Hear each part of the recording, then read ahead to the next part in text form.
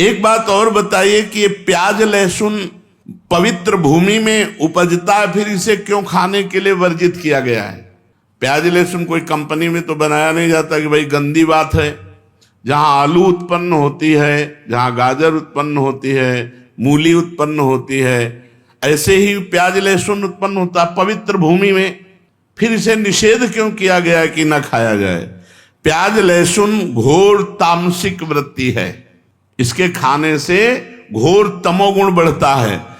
आलस्य, निद्रा और भजन में मन ना लगना और गंदे भावों का उदय होना इससे होता है। इसलिए संतों ने इसे मना किया है, क्योंकि आहार शुद्धि से ही मन शुद्धि होता है। जैसा खाओ अन्न वैसा बने मन। इसलिए आध्यात्म की उन्नति की इच्छा रखने वाले साधकों को कभी प्याज लहसुन पड़े हुए भोजन को नहीं पाना चाहिए।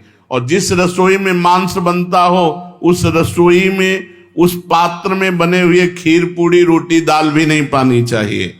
शुद्ध अंतःकरण हुए बिना सिद्धि नहीं मिलती, और बुरे भाव आते हैं तो अंतःकरण शुद्ध नहीं है। पर हम मंत्र जप कर रहे हैं तो क्या सिद्धि प्राप्त हो जाएगी?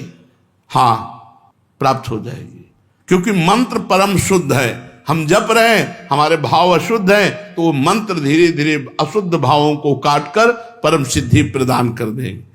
और ये भूत प्रेत कोई कोई सिद्ध कर लेते हैं मंत्र से, इनकी क्या गति होती है?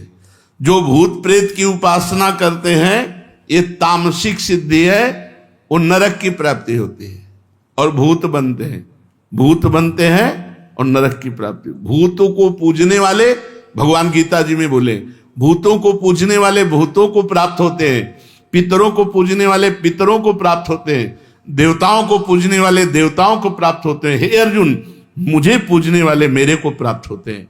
साधक को चाहिए दिखावे में ना पड़े, चमत्कार दिखाने में।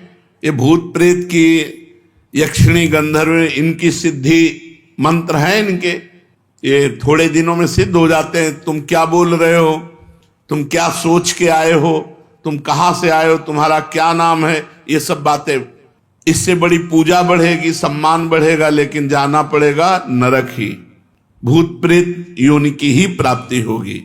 रजस्वला अवस्था में माताओं बहनों को पूजन करना चाहिए। रजस्वला स्थिति में माताओं बहनों को दूर से दर्शन करने का अधिकार है, प्रणाम करने का अधिकार है, मानसिक पूजा करने का अधिकार है, मानसिक जप करने का अधिकार है, मानसिक पाठ करने का अधिकार है। प्रगट में पूजा करने का अधिकार 3 दिन तक नहीं है। जो भोग परायण है, जो गृहस्थी में है, वो 3 दिन तक अपने ठाकुर की सेवा दूसरे से करावें, क्योंकि रजस्वला स्थिति में शास्त्र निषेध करता है। अगर रजस्वला स्थिति में संख्या ली है, गुरु ने दिया है माला जपने का, तो कैसे पूरी करे? तो शायद उस समय काउंटर नहीं होगा जब उत्तर लिखा गया है। तो इन्होंने कहा कि सूत की माला ले सकते हैं या लकड़ी की माला ले सकते हैं। तुलसी की माला से रजस्वला स्थिति में संख्या पूरी न करें। अब तो बढ़िया सुविधा है, न सूत न लकड़ी, काउंटर अंगुरी में फंसा लो, मंत्र और नाम की संख्या पूरी कर लो। जप नहीं छोड़ना चाहिए, जप नहीं छोड़ना चाहिए। और किसी ग्रंथ का स्पर्श नहीं करना चाहिए, पूजा ग्रह का स्पर्श नहीं करना चाहिए, रसोई का स्पर्श नहीं करना चाहिए। अगर गीता, भागवत, रामायण इनका पाठ है तो जितना याद हो उतना मानसिक कर लेना चाहिए, ग्रंथ नहीं पकड़ना चाहिए रजस्वला स्थिति में। अब आखिरी में बता दीजिए कि सच्चा भजन हो रहा है, इसकी परीक्षा क्या है? सच्चा भजन हो रहा है हमारा, इसकी परीक्षा क्या है? भजन करने वाले की प्रतिपल उन्नति होती है।